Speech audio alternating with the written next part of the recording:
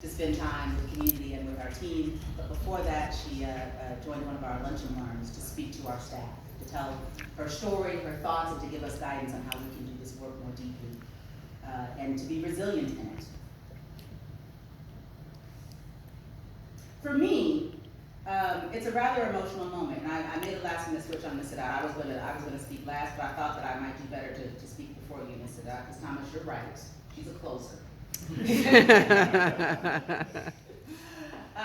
for me, naming this building, it still gives me, it still makes me tingle. And I want to thank Ssadat, my chief of staff, for her effort to make sure that we could name this building in your honor. I will tell just maybe one, maybe two more stories, but I will tell the story of the naming of the Ssadat briefly.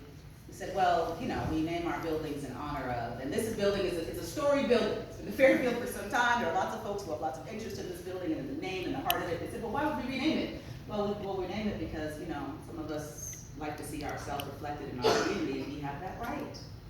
Well, who should we name it after? I knew immediately. This building is on Harvey Milk. The programs in this building are intended to serve Black, queer women and others. We will call this building the Kathleen Ssadat.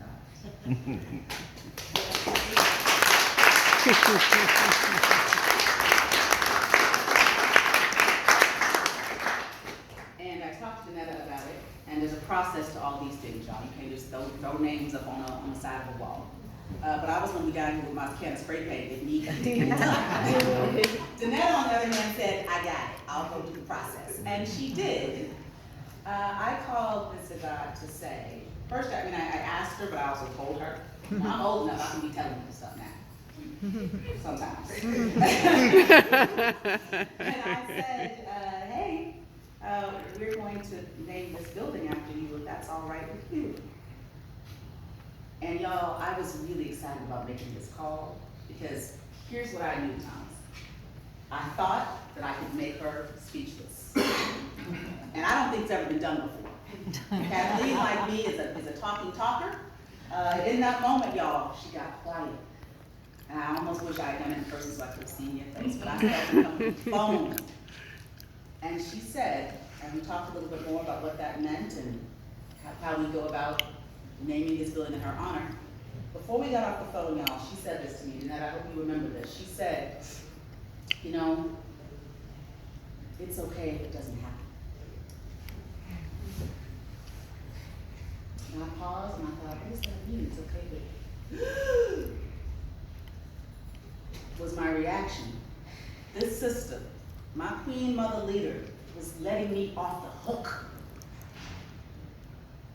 We have been disappointed so many times, Ms. Antoinette, in our own community, by our own folks and those who are responsible for working for us, providing for us, and seeing about us. Been that which is rightfully ours, been taken from us in broad daylight. Commitments made to us, folks walk away from like they never said nothing. And in that moment, she was letting me know that I appreciate the honor and the love of what we're trying to do. And if it doesn't happen, it's okay. Y'all, at that very minute, I called Janetta and insisted that we get this done. Because absolutely not. Imagine what it means for us to know that we're not going to get ours. If we get ours, it's by happenstance, or it's lucky, or it's a fluke. That's what it means to be a sister in this community. We don't get ours because we work for it. We don't get ours because it's rightfully ours. We don't get ours because others got theirs. We get ours because we insist upon it, because we demand it, because we go get it, and now it's my turn to go get it from my sister. And we would not come back without it. So while I thank you for letting me off the hook, I am so proud that we were able to deliver this for you.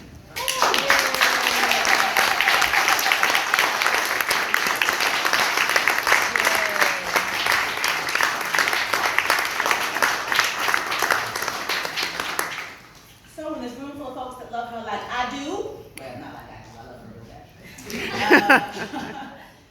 I'm delighted that we are able to honor you in this way. I am delighted that you are still moved by this. And I appreciate your example to me. That is one of saying what needs to be said whenever you decide to say it, not because you are unafraid, but because you do it anyway. I don't do this work because it doesn't scare me. I don't do this work because people like me. I don't do this work because I get praised for it. Not for any of those things, because it needs doing. And I appreciate the example of that. And then years later, folks want to come around and say, oh, yes, we love Kathleen. She's fantastic. Everybody love Kathleen. Do they? If